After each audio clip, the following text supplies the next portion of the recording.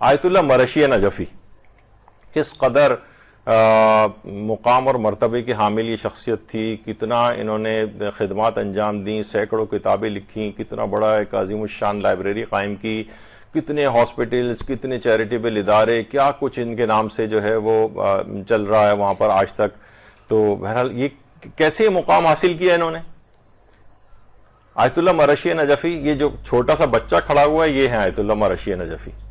اور یہ کالی داڑھی میں جو ان کے والد ہیں، بلیک جن کی داڑھی ہے، یہ ان کے والد محمود مرشی، اور ان کے برابر میں ان کے دادا ہیں سید علی مرشی تبریزی. تو ان کے ساتھ یہ تصویر ہے. تو خود اتنا بڑا کہتے تھے آیت اللہ مرشی نجفی، یہ جو اتنا میری توفیقات آپ دیکھ رہے ہیں، یعنی اتنا کام کہ اگر ہم وہ صرف ان کا کام یہاں پر بیان کریں تو آپ لوگ حیران اور پریشان ہو جائیں گے کہ اس قدر اس شخص نے جو ہے وہ، اس بچے نے جو بعد میں اتنے بڑے علمی مقام تک پہنچا، وہی کہتے ہیں کہ یہ فقط اور فقط میرے باپ کی دعا کی وجہ سے. کہہ رہے ہیں کہ میں جب ایک دفعہ یہ میرے والد جو ہے وہ مطالعہ کرتے کرتے سو گئے تھے، کھانے کے لیے میری والدہ نے بلایا، تو میں نے مناسب نہیں سمجھا کہ اپنے والد کو جو ہے وہ اس طرح سے جا کے اٹھاؤں، تو میں نے اپنے گالوں کو ان کے پاؤں کے تلوؤں سے جو ہے نا ملنا شروع کیا. تو میرے باپ نے جب ان کی آنکھ کھلی ان کے والد کی، دیکھا کہ اس طرح سے اٹھا رہے ہیں اتنی انکساری کے ساتھ، اتنی اپنے والد کے لیے، تو میرے باپ نے جو اس وقت مجھے دعائیں دی ہیں، انہی دعاؤں کی وجہ سے مجھے اتنی توفیقات حاصل ہوئی ہیں جو آج تم دیکھ رہے ہو، اس فقط میرے باپ کی دعاؤں کی وجہ سے.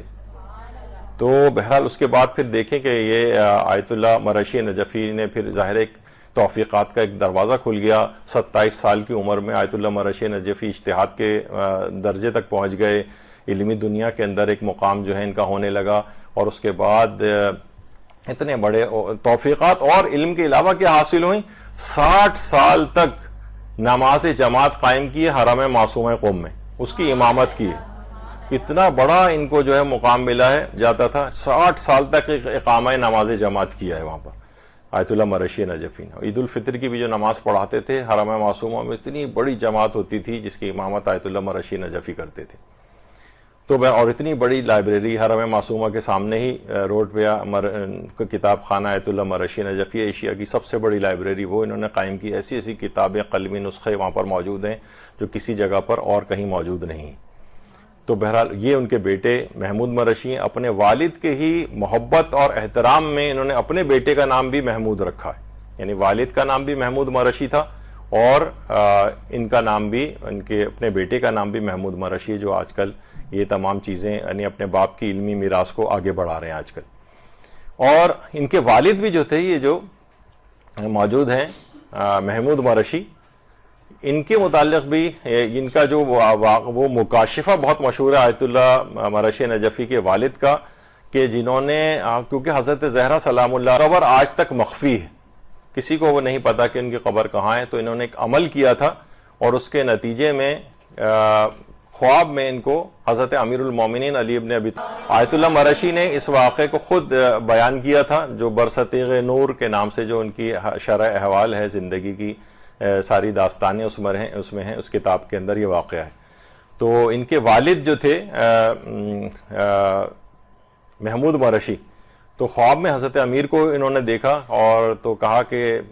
کیا کام ہے، تو انہوں نے کہا کہ میں چاہتا ہوں کہ مجھے حضرت زہرا کی قبر کا آپ پتہ بتا دیں. انہوں نے کہا اس کے لیے تم کیا کرنا، کیوں پتہ چلانا چاہتے ہو؟ کہا میں چاہتا ہوں کہ ان کی وہاں جا کر یعنی بہرحال ان کی قبر سے فیوز و برکات کو حاصل کروں. تو کہا کہ کیونکہ حضرت زہرا کی وصیت تھی تو میں ان کی قبر تو نہیں تمہیں بتا سکتا، لیکن بہرحال یہ کہ ان کی تمام عظمت و جلالت حضرت معصومہ قم کو عطا کر دی گئی ہے. اب تم اگر کوئی بھی چیز، کوئی بھی فیوز و برکات حضرت زہرا حاصل کرنا چاہو تو معصومہ قم کی قبر سے حاصل. والد بھی اس قدر جو ہے عظمت کے مقام کے حامل تھے. تو دیکھیں اتنی چھوٹی عمر کا بچہ، ہم نے عام طور پر بلکہ